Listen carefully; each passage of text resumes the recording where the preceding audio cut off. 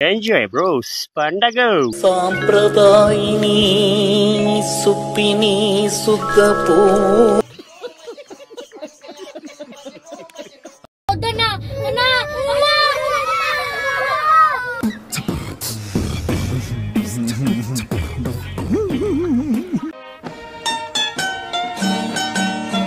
ఆ కుర్చీని మడతబెట్టి దెంగితే మెడలు ఇరిగిపోయినాయి.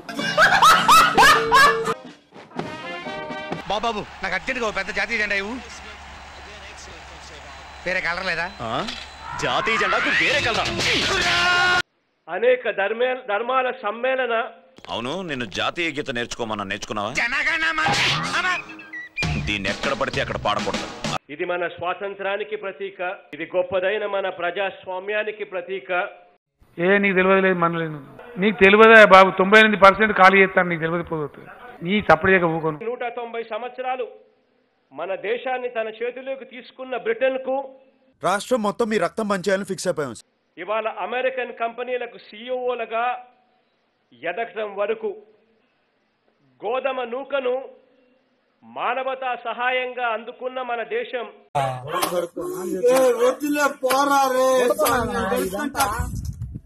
నా ఎస్సీ, నా ఎస్టీ, నా బీసీ, నా మైనారిటీ వర్గాలకి పథకాలు అందిస్తున్న ఏకైక ప్రభుత్వం కూడా భారతదేశ చరిత్రలో మనది మాత్రమే అని నువ్వు దాన్ని చెక్ చేయకూడదురా. మీ ముందు ఉంచుతాను. నీలాంటి సివిక్ సెన్స్ లేని వ్యధం వల్లే షేక్ హ్యాండ్ కాకుండా నమస్కారం పెట్టడం మన సాంప్రదాయంగా మారింది అని ఈ జెండా చెబుతుంది. మన జెండా మనం కోరుకునే సుస్థిర శాంతికి అడగాలని కోరుకుంటుంది. రైతన్నను చెయ్యి పట్టుకుని నడిపిస్తా ఉన్న ప్రభుత్వం కూడా మనదే.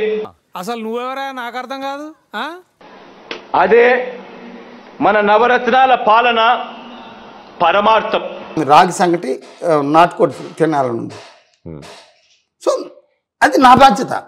దేశ స్వాతంత్ర పోరాటానికి మనకు మన దేశం పట్ల ఉన్న చూస్తున్నాను బాగా ఓవర్గా మాట్లాడుతున్నావు, పగిలిపోద్దాం అనుకున్నావు. ₹1.5కే విద్యుత్ ఇస్తా ఉన్న ప్రభుత్వం కూడా మనదే. ఉండదు కానీ ఉందా లేదా అన్నట్టు అలా వచ్చేళ్ళిపోవాలి. అదే మ్యాజిక్.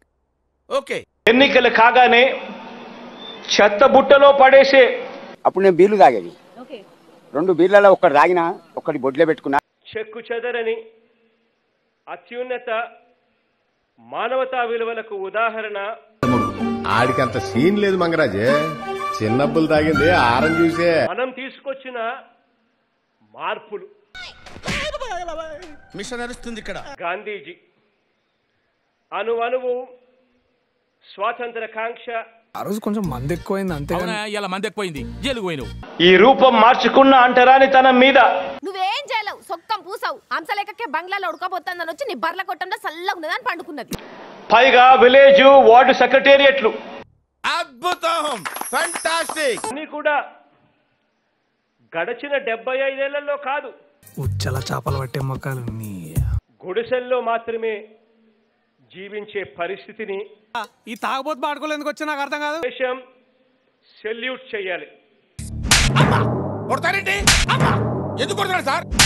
బరి తెగించి వాదించడం కూడా అంటరాని తనమే. బుల్లెట్లు పెట్టిన తీసి అనుకుంటున్నాడేమో ఓట్లు పడ్డవంటే. పాడి రైతులకు పాల వెల్లువ కార్యక్రమం తీసుకొని వచ్చి గెస్ట్ హౌస్ బుక్ చేయమంటారా సార్? చెల్లిస్తా ఉన్న ప్రభుత్వం కూడా మనదే. పిల్లల తండ్రైండు. ఈ తాగుడైంది, తినుడైంది, జైలుగుడైంది, తందనలాడైంది. 4 సంవత్సరాల కాలంలోనే యుద్ధాన్ని ప్రకటించాం. అలా డిస్కరేజ్ చేయొద్దు, వచ్చాననుకో అక్కడికి. ప్రజాస్వామ్యానికి, స్వాతంత్రానికి నిజమైన అర్థం